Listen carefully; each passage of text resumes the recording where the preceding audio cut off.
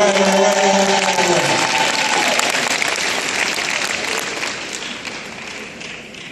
really is an honor for me to introduce some Head Start alumni. First is Alicia Tolliver, and she really helped me out. I'm looking for a name. She said, there it is on that page over there. I said, you were so patient with old folks. I could tell Head Start whole training. So please welcome Alicia Tolliver.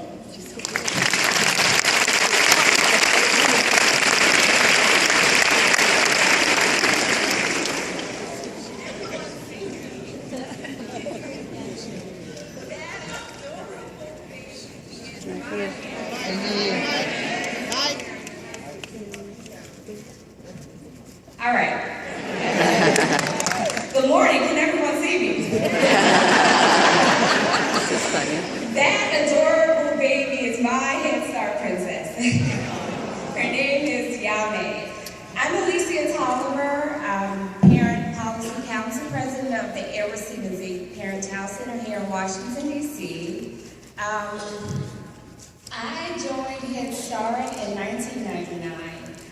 I was a teen mom, and back then there was a program called Teen Mothers Take Charge.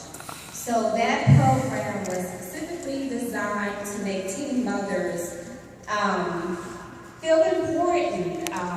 Back then, teen mothers, as of today, still were shunned and just not made comfortable. So that program just really allowed me to become an advocate for myself as well as other teen moms.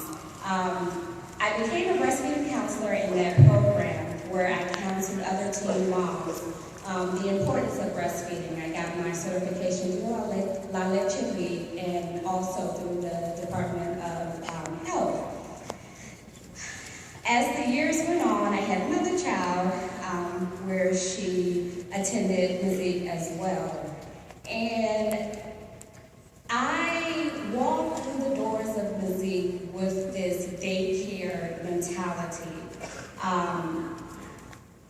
I heard the term Head Start, but in my mind, it was just a daycare.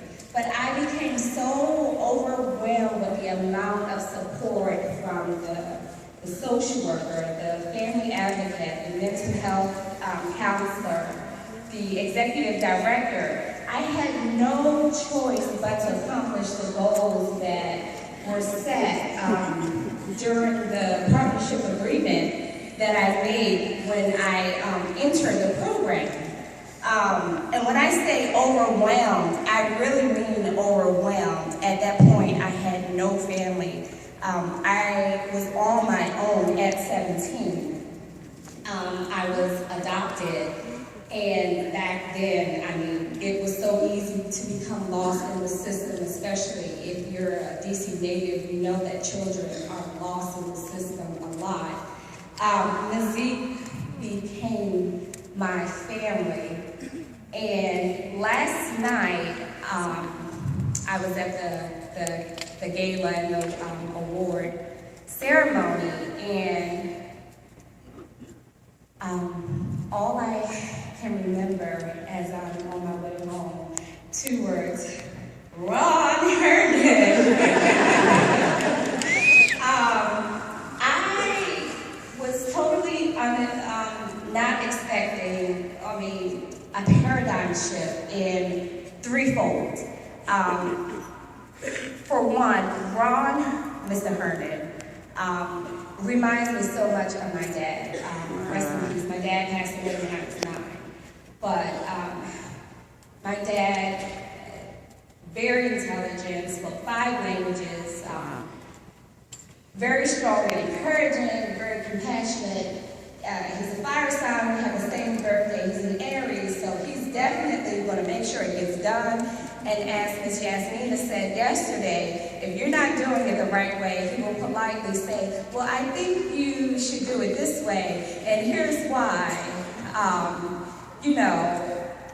X, Y, A, B, C, D, E, F, G, maybe you should do it this way. And, all the knowledge and intelligence that Mr. Ron Herndon has brought to NHSA, my dad shared with me from the age 5 through 9 until he passed away. And I remember sitting on my dad's lap at age 5. And he said, you will know when you have put a smile in my heart, because I will put a smile in your heart. And last night, when Ron Herndon's children surprised him, it was confirmed that through a leadership role that I have been placed in through the support of Edward Seamasy,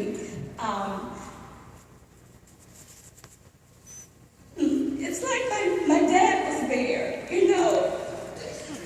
The comment that was made was that Ron Herndon needed a witness, which was his children, and that was the purpose of his children being flown out to witness, you know, that there was a ceremony to recognize his accomplishments. And, you know, even though physically my dad wasn't here last night, but it was like, you know, looking at Mr. Herndon and seeing the slideshow, it was confirmation that this role of leadership, NHSA, is not about placing daycares in states.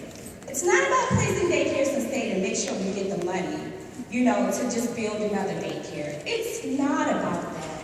It's about leadership and building leaders.